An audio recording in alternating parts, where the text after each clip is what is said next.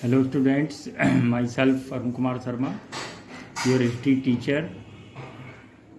Today we will resume our last theme 9, Kings and Chronicles, the Mughal Court, as between 16th and 17th century. Topic 1. Describe the functions of male and female slaves in the Mughal household. Mughal household में मुग़ल जो हरम होता था, जहाँ की Mughal Kings के family relatives वगैरह रहते थे, उसमें मेल और फीमेल स्लेव्स के फंक्शन क्या थे. First, apart from wives numerous male and female slaves populated the Mughal household. वहाँ सिर्फ उनकी पत्नियाँ ही नहीं रहती थी किंग्स की, बल्कि और भी मेल और फीमेल स्लेव्स भी रहते थे. The task they performed varied from most mundane to those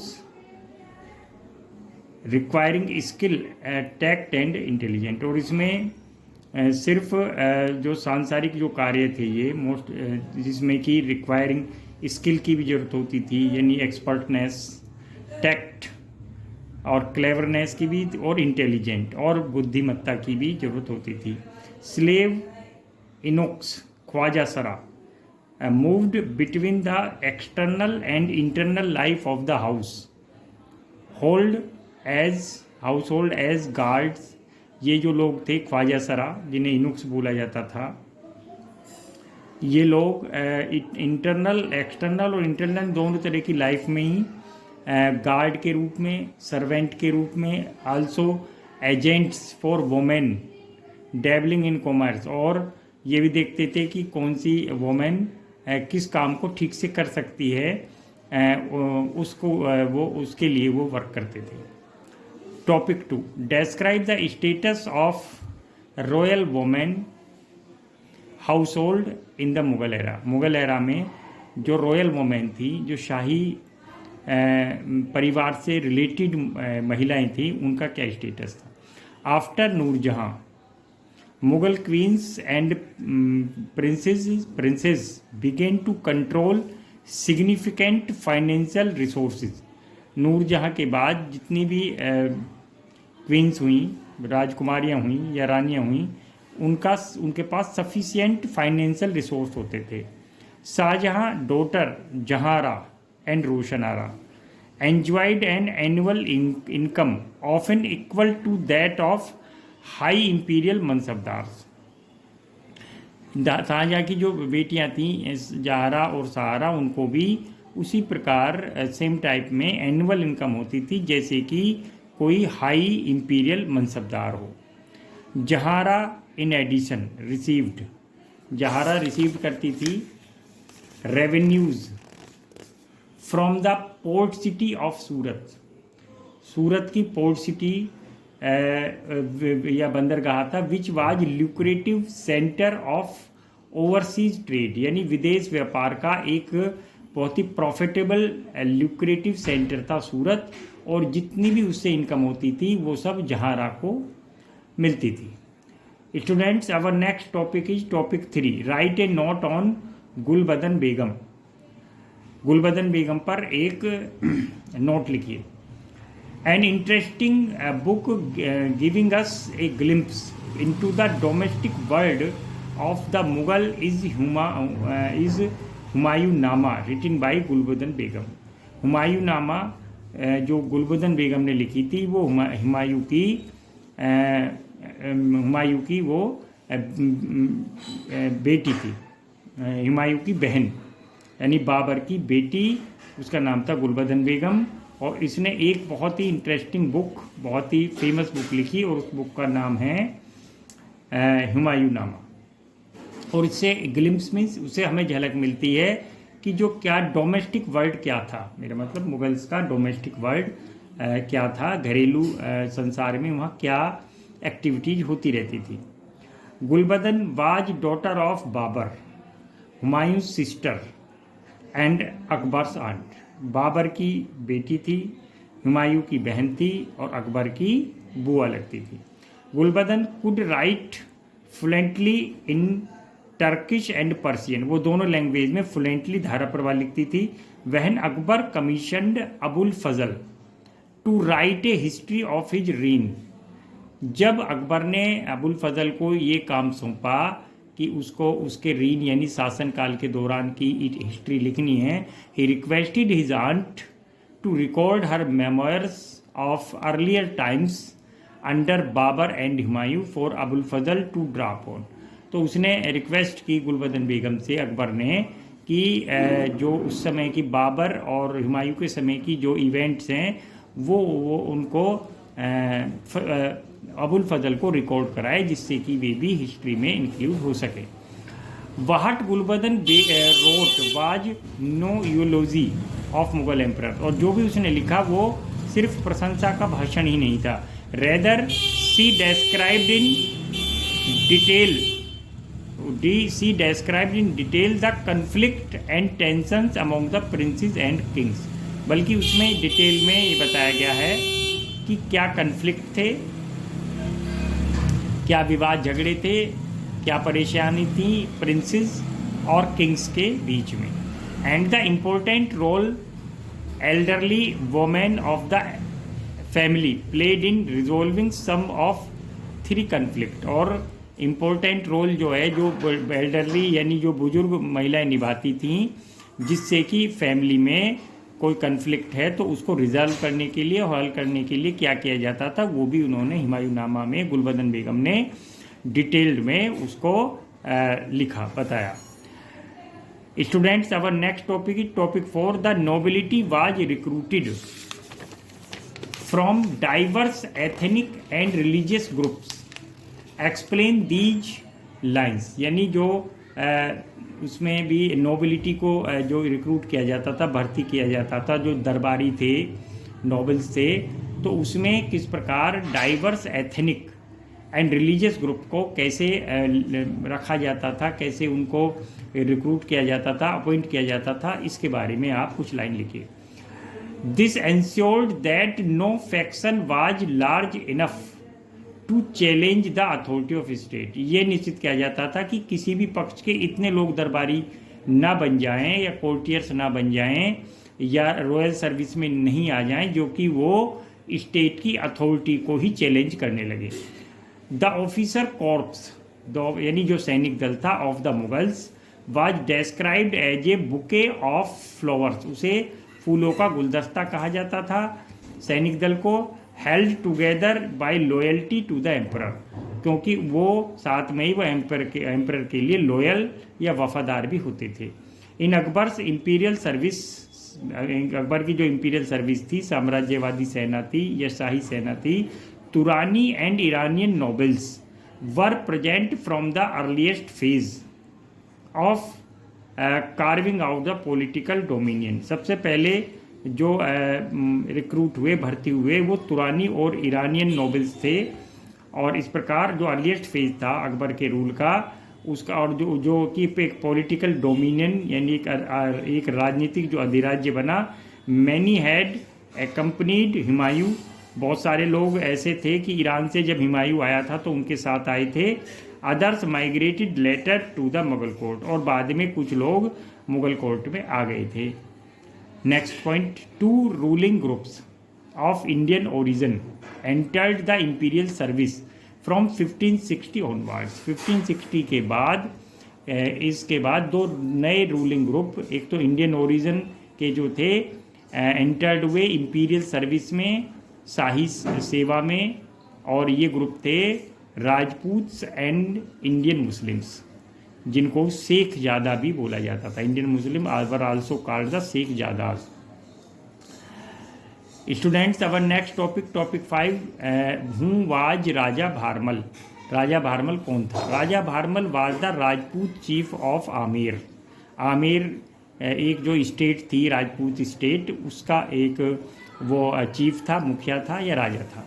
he belong to Kachhwaha clan of Rajput, वो राजपूतों के कछवाहा वंश से संबंधित था। Her daughter Jodhabai married to Akbar, और उसकी बेटी जोधाबाई की शादी अकबर से हुई थी। नेक्स्ट टॉपिक, टॉपिक 6, हूँ आज राजा टोडरमल। राजा टोडरमल कौन थे? He was finance minister of Akbar, Akbar के वित्त मंत्री थे। ही बिलोंग टू खत्री कास्ट, और वो जो पंजाबीज में खत्री जाति होती है उससे वे जुड़े हुए थे। Students, our next topic is topic 7, define Jat.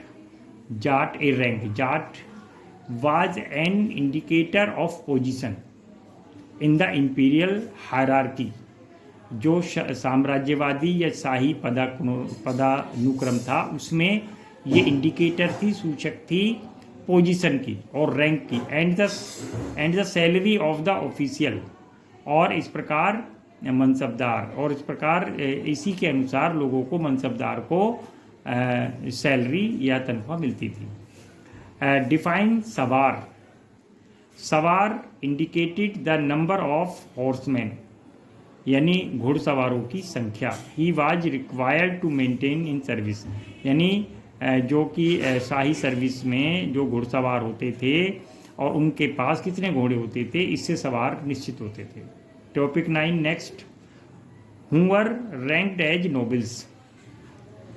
Nobles कौन बनाए जाते थे या किनको नोबल्स का रैंक दिया जाता था। In the 17th century mansabdar of 1000 zat और अबव रैंक्ड, जो मनसबदार जिसके पास 1000 घोड़े होते थे, घुड़सवार होते थे, एज नोबल्स, उसे नोबल या उमरा, उमरा प्लूरल ऑफ आमिर, आमिर का उसे नोबल अमीर या उमरा बोला जाता था। Students, next topic is define tajwiz. तजवीज क्या है।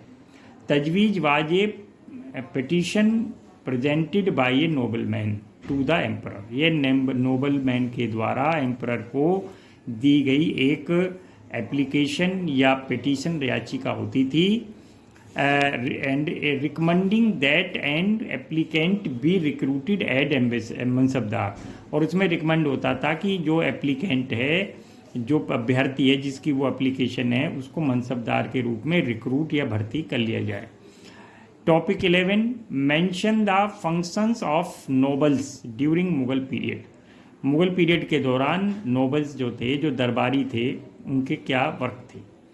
Nobles participated in military campaigns, सैनिक अभियानों में भाग लेते थे, विद देयर आर्मीज, अपनी सेनाओं के साथ, and also served as officers of empire in provinces, और कई बार उनको प्रोविंस या प्रांत में भी अधिकारी के रूप में उनको भेज दिया जाता था। ईच मिलिट्री कमांडर, प्रत्येक जो मिलिट्री कमांडर होता था, रिक्रूटेड, जो रिक्रूट किया जाता था, इक्विप्ड एंड ट्रेंड, उसको इक्विप्ड किया जाता था, यानी उसको आर्मी से, यानी उसको आर्म्स एंड एम्यूनिशन दिए जाते थे। ट्रेंड, उसको फिर प्रशिक्षित किया जाता था। The main striking arm of the Mughal army, the cavalry, और उसको प्रकार की जो प्रमुख ब्रांच थी कैवलरी, घुड़सवार सेना में, उसको पोस्ट दी जाती थी। द ट्रूपर्स, घुड़दस्ते के सैनिक, घुड़सवार जो होते थे troopers, maintained superior horse's branded on the flank, उनके पास जो ब्रांडेड यानी शानदार घोड़े होते थे, बाय द इंपीरियल मार्क, और उस पर एक इंपीरियल मार्क होता था जिसे दाग बोला जाता था, दाग, और जिन पर दाग लगाया जाता था वही ब्रांडेड हॉर्स कहलाते थे। The emperor personally reviewed change in the rank, कई बार एम्परर जाता था और देखता था कि किसके पास कौन सी रैंक है, उसको रिव्यू करता था।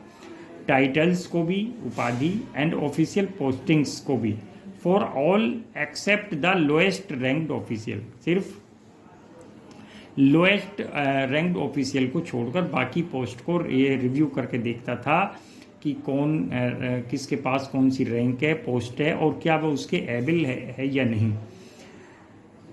5th पॉइंट, अकबर हूँ डिजाइंड द मनसब सिस्टम, अकबर जिसने मनसब सिस्टम को डिज़ाइन किया, उसकी लॉन्च किया, शुरुआत की। Also established spiritual relationship with A select band of his nobility, जो उसकी एक सेलेक्ट चुनी हुई एक नोबिलिटी का एक बैंड था या दल था, उसके साथ उसके स्पिरिचुअल या आध्यात्मिक संबंध भी थे। By treating them as disciples, मुरीद, और उनको वो एक अपने शिष्य या मुरीद के रूप में उसको ट्रीट करता था, उनके साथ व्यवहार करता था। Next topic is topic 12। For the members of nobility imperial service was a way for acquiring power, wealth and the highest possible reputation. जो मेंबर होते थे नोबिलिटी के लिए, इंपीरियल सर्विसेज के लिए, ये एक रास्ता था कि जिसके द्वारा उन्हें पावर, वेल्थ और हाईएस्ट पॉसिबल रेपुटेशन, सम्मान मिलता था। Explain it with arguments. A person wishing to join the service petitioned through nobles was presented a तजवीज़ to the emperor। जो भी व्यक्ति नोबल बनना चाहता था, वो किसी या कोई पोजीशन लेना चाहता था अकबर के दरबार में, या एक मनसबदार बनना चाहता था, तो वो किसी नोबल्स के थ्रू ही अपनी पिटीशन, याचिका भिजवाता था। और इस प्रकार जो नोबल होता था वो उसे एम्परर के सामने रखता था, उसे तजवीज़ या पेशकश कहा जाता था। If the applicant was founded suitable a mansab official rank, अगर उसको फिट माना जाता था, सुटेबल माना जाता था मनसब के, वाज ग्रांटेड टू हिम, तो उसको मनसबदार बना दिया जाता था। द मीर बख्शी पे मास्टर जनरल का मतलब जो कि सैलरीज को सैलरी निश्चित करता था और सैलरीज को जो है वो ग्रांट करता था, उस पर साइन करता था। Stood in open court on the right of emperor, emperor के राइट साइड में वो खड़ा होता था पे मास्टर, जिसे कि उस समय मीर बख्शी बोलते थे। एंड प्रेजेंटेड ऑल कैंडिडेट्स, और इस प्रकार जितने भी कैंडिडेट्स थे सबको प्रेजेंट करता था फॉर अपॉइंटमेंट और प्रमोशन, अपॉइंटमेंट के लिए या कि प्रमोशन के लिए। While his office prepared orders bearing his seal and signature of emperor, और उसमें एक नियुक्ति पत्र, अपॉइंटमेंट लेटर के तरह एक फरमान होता था जिसमें कि शाही मोहर लगी रहती थी और एम्परर के साइन भी होते थे। There were 2 other important ministers at centre, 2 और महत्वपूर्ण मिनिस्टर होते थे केंद्र में। द दीवान ए आला, दीवान ए आला यानी फाइनेंस मिनिस्टर, एंड सदर उस सुदुर मिनिस्टर ऑफ ग्रांट्स, और मदद ए माश and in charge of appointing local जज और काजीज, और जो कि इंचार्ज होता था अपॉइंटिंग के लोकल जज और काजीज के लिए भी अपॉइंट करते थे।